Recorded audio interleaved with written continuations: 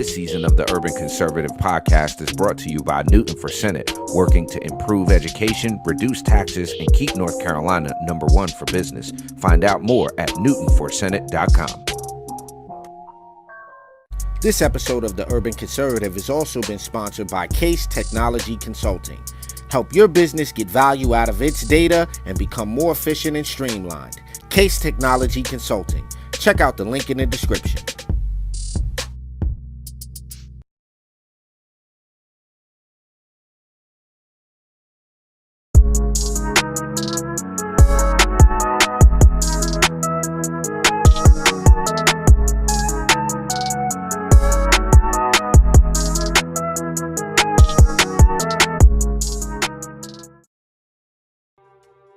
All right, ladies and gentlemen, you know what it is. It is Monday morning. It is time for Top of the Morning here on the Urban Conservative.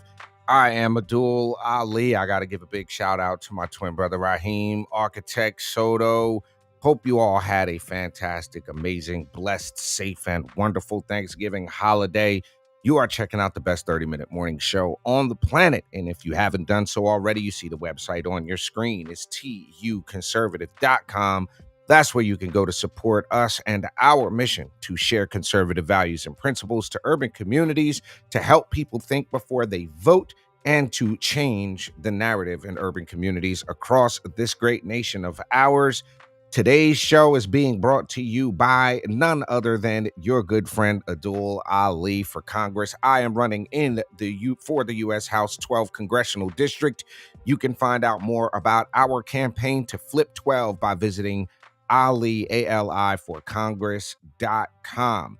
Again, ladies and gentlemen, that is aliforcongress.com. You can donate to the campaign, support our mission of flipping the 12th Congressional District over to Republican hands, and finally getting somebody in there who will fight to close this border, support economic opportunity, and improve education for our young folks. Again, that is aliforcongress.com, ladies and gentlemen.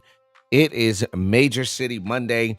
Each and every Monday, we take a look at what's happening around major cities in our great nation. If there's a city you want us to cover, jump in the comment section, let us know, and we will work that out for you. And then each and every Monday night at 8 p.m., the Urban Conservative Podcast, which we replay live here on Wednesdays during Wednesday replay here on Top of the Morning. So we're going to jump right in and we're going to get right to it. And ladies and gentlemen, unless you've been like living under a bridge, you know, this whole idea that we have a safe and secure southern border, right? Like this whole we have a safe border thing, it's just not true.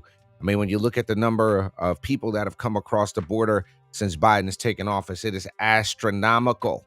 It's astronomical. And how many of these folks are from countries that hate our country? Good question. A lot of the Mayorkas and folks don't seem to know that question. How many gotaways we got, how much crime, and what's being done to regular American citizens who have constitutional rights, which is interesting to me because often the times I hear people on the left saying, oh, well, you know, these migrants have rights. Well, they're not citizens, so they don't have constitutional rights. But neither are here nor there. This is what's going on in the city of Chicago. We're going to take a look. Listen to this. This morning, 2 South Shore residents will appear in front of a judge after filing a lawsuit against the city of Chicago and how officials are housing incoming migrants. The lawsuit seeks an injunction against the city. The plaintiffs want to stop the city from housing migrants in public schools, parks, and police stations, and even those so-called tent camps. So yes, they are housing migrants in public schools. They are displacing children from being able to play basketball, you know, do their thing in the gym, utilize their own gym that your American tax dollars that they pay for. They're housing migrants in the gyms. Now, who wants to live or go walk amongst this? Look at that. It's just, it's disgusting. Seeks an injunction against the city. The plaintiffs want to stop the city from housing migrants in public schools, parks, and police stations, and even those so-called tent camps. This legal action could prevent the mayor from disrupting park programs, violating zoning laws, and he would have to disclose fully how much money is being spent on supporting incoming migrants. which means they don't know how much money at this point is being spent. That case goes before a judge this morning via Zoom. In the meantime, protesters came out once again over the weekend.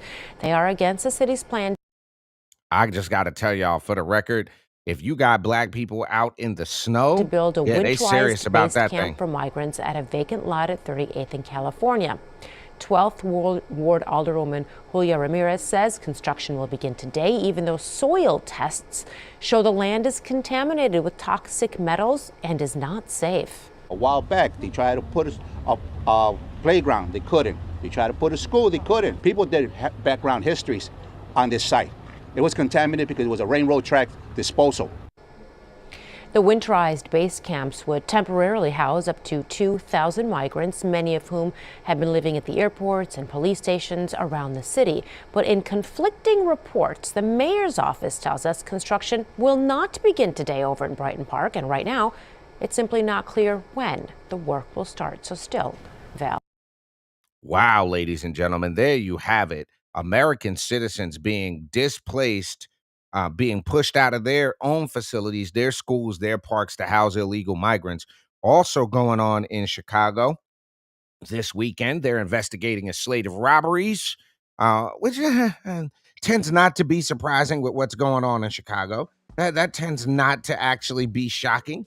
And what you're looking at here, I don't even know how to begin to say this, but you look at Chicago police investigating a slate of robberies, more than a dozen people held at gunpoint yesterday morning. This is between 5:06 and 7:53 across the city, including the northwest, southwest, and west sides. Police said in each robbery, offenders exited a black Audi, pointed guns at the victims' heads, and demanded personal property. And there you can see the slew of robberies. They were riding around in a black Audi with Illinois license. Wait a minute. They got an actual license plate. That's ridiculous. But that's how brazen people are. And when you consider that there's a catch and release or cashless bail, what would you be scared of? If you've got all of these robberies going on and you're doing all of that, what would you be scared of? If you know the cops are going to catch you and release you, and most likely you'll get no cash bail. So that's what's going on in Chicago, ladies and gentlemen. Basically, the wild, wild west of robbery sprees is happening. You've got illegal migrants coming in, taking up resources. You've got criminals not being held accountable. And this is what Democrats and people on the left want to tell you is building back better. This is better to them. I don't get it. Ladies and gentlemen, you're checking out Top of the Morning here on the Urban Conservative. It is a Major City Monday. We're taking a look around the country at major cities across the country. Don't go nowhere. We're going to come back, talk about Atlanta. Be right back.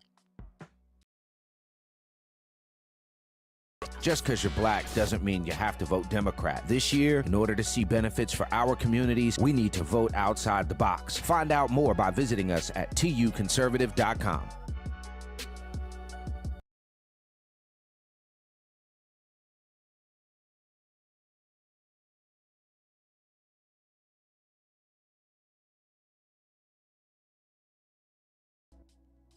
All right, ladies and gentlemen, you're back.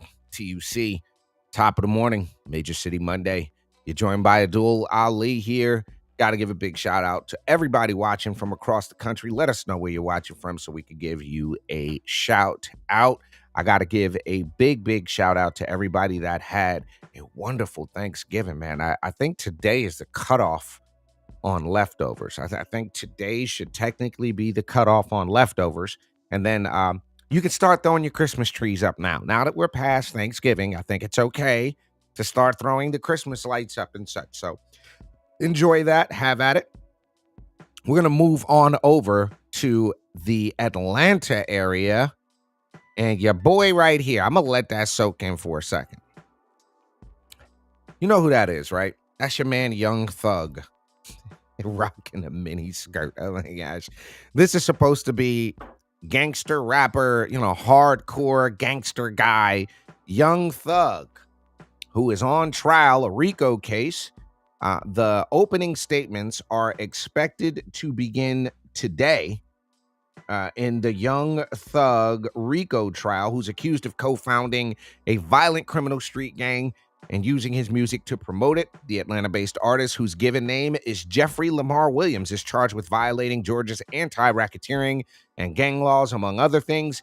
Indicted last year along with more than 24 other people, 5 are whom to stand trial with him. Trial is projected to last a few months and will likely include testimony from a number of high-profile music industry figures.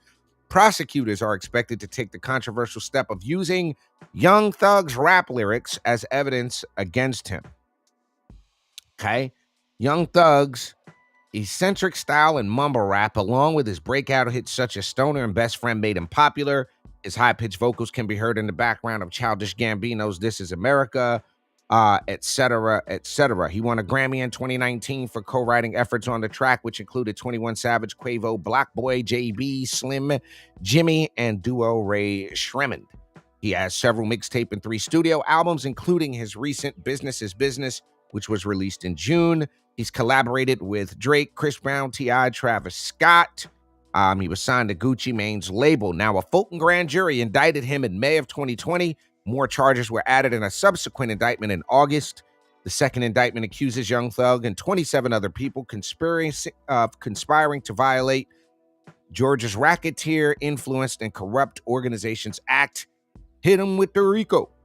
The rapper is accused of participation in criminal street activity as well as drug and gun charges. So the bottom line here is you got a rapper. For some reason, people look up to this gangster stuff, that allegedly gangster stuff here. You rocking mini skirts and such, bro. I don't get it. I don't know what's gangster about that. But the fact of the matter is there are dozens of victims who were murdered. There are more people who were shot and robbed, not to count the amount of people that died or were impacted by the drugs that this young slime life gang put out there. And then they turn around and put this stuff in their lyrics. Okay. So I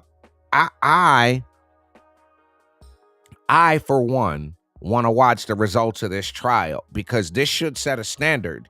Hopefully people will start recognizing that we can't continue to allow our young people to be influenced by folks like this, because I'm sorry, folks, that is not the picture of masculinity. Okay.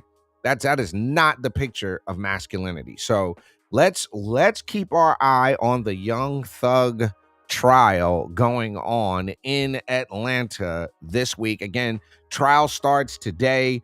In addition to the specific charges, the indictment includes a wide-ranging list of 191 acts that prosecutors say were committed between 2013 and 2022 as part of the alleged conspiracy to further the gang's interest. In that list of allegations, Young Thug threatened in July 2015 to shoot a security guard who was trying to get him to leave an Atlanta mall. The indictment also says that Young Thug rented a silver Infiniti sedan that was used in the killing of a rival gang member, and on numerous occasions, he and others are alleged to have possessed various illegal drugs that they intended to distribute. So, rapper Gunna, whose given name is Sergio Kitchens, was also charged with a single count of racketeering. He entered an offered plea in December, which means he maintains his innocence, but recognizes that it's in his best interest to plead guilty. Sounds interesting to me, but ladies and gentlemen, we'll keep our eye on what's happening in the A with the Young Thug trial that's happening there in Atlanta. Right around a 15-minute mark, you're checking out Top of the Morning here on the Urban Conservative. It's Major City Monday. Don't go nowhere. We'll be right back with more here on Top of the Morning. Just because you're black doesn't mean you have to vote Democrat. This year, in order to see benefits for our communities, we need to vote outside the box. Find out more by visiting us at TUConservative.com.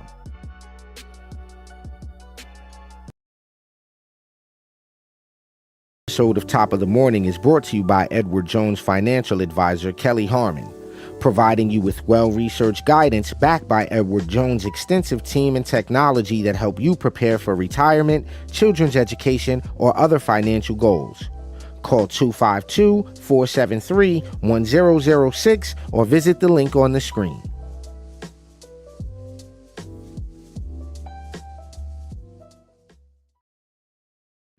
All right, ladies and gentlemen, you're back. Top of the Morning here on the Urban Conservative. You're joined by Abdul Ali this morning. I got to give a big shout out to my twin brother, Raheem Architect Soto, who's plugging away hard at work right now. Shouts out to the whole South Shore press. Shouts out to the whole Long Island, as a matter of fact. Big up to everybody on the east end of Long Island. We're actually talking about Major City Monday this morning. You guys gotta know, since I mentioned him, I'm gonna talk about New York City for a second. And New York City is seeking a total ban on vendors on the Brooklyn Bridge. Let's figure out a way to shut down more entrepreneurial spirit. New York City Councilman, New Jersey High School. I don't care about that. There's something going on with Adams, with Mayor Eric Adams. 1993 assault allegations are out there for New York Mayor Eric Adams. New York City joins Al Sharpton to discuss the headlines, including allegations of sexual assault in 93, the FBI campaign finance probe into Adams' role in the Turkish consulate project, and the ongoing migrant crisis in U.S. cities and the recent budget cuts to social spending in the city. Of course, there's going to be budget cuts to the city when you run for office and say things like, we will always be a sanctuary city, when you offer people to come and to displace the resources that are being used for the actual citizens, of course, you're going to have a problem. Mayor Adams, duh, you would think these people are smarter than that. But the city's already in debt. The city's already spending money it doesn't have. Infrastructure is crumbling. But yeah, let's open up the floodgates. Let's let more people in. Why not? That sounds like a good idea. But that's Eric Adams' own words. Mayor Eric Adams' own words. We'll always be a sanctuary city. How is that working out for you guys right now in the city of New York? It's not working out. I will tell you that. It is not working out well, because you can't have unchecked immigration. You just can't do it. It does not work well. And the idea that we would not use those resources for the citizens, the taxpayers, the American citizens who have rights, who actually have constitutional rights. So that's that, There's a woman who filed a summons against Mayor Adams in New York's under New York Survivors Act. The woman filed summons. I'll just look. You know what? I'll just show you the actual report, ladies and gentlemen. We'll just show you the report. We won't even beat around the bush. We'll just show it to you. The filing said the two were working for the city at the time. Adams was a police captain. Plaintiff was SA'd by defendant Adams in New York on 1993 when they worked for the city of New York. The summons said 03-13-23. This is allegedly 30 years ago. The claims brought here allege intentional and negligent acts and omissions for physical, psychological, and other injuries suffered as a result of conduct that would constitute a ablexual offense. The summons is a precursor to a complaint that would lay out details of the assault. The mayor does not know who this person is, if they ever met. He doesn't recall it, but he would never do anything to physically harm another person and vigorously denies any such claims, said a city hall spokesperson. Adams himself addressed the allegation, saying it was absolutely not true.